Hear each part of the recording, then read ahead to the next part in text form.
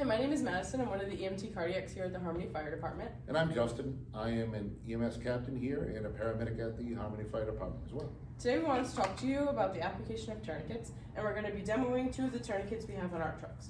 One of them is this one here, the CAT tourniquet, and Justin has the same XT tourniquet as well. When you are applying these, it depends what happened to the patient as to where you apply it. If the patient was shot, you want to apply this as high on the extremity as possible. Any other wounds, you can apply this proximal to the injury. Do not apply this over the knees or the elbows. And use care if you're applying this over any pockets that may have bulky objects in them or sharp objects, which would cause the patient more harm. So we wanted to first talk about parts of our CAT tourniquet. We have this red tab here that should always face the heart when applying. We have our windlass that is tightened after the strap is secured, placed in a C-clamp with the time stamp as well. The width of this tourniquet is also important to mention. Yeah, years ago, tourniquets were a bad word.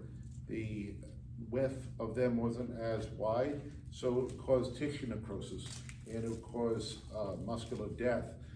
Even improvised tourniquets people may use, such as shoelaces or more narrow devices, can really damage the tissues underneath.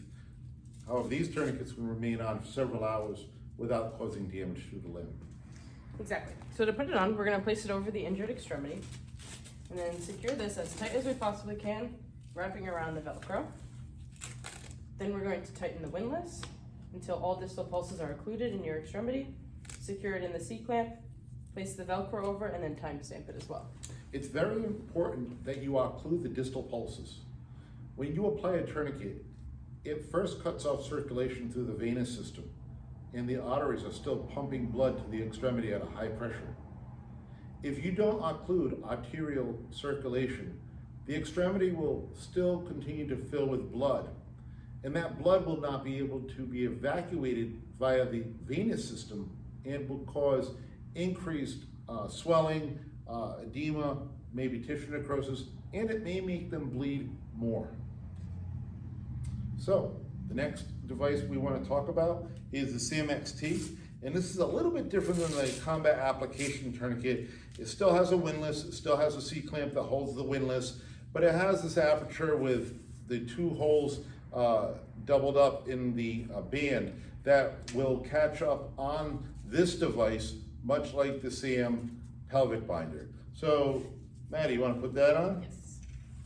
Okay, so similarly, we're going to wrap it over our extremity, and then we're going to tighten this as tight as possible until you hear it click. Like that. Then you'll secure the Velcro over the top.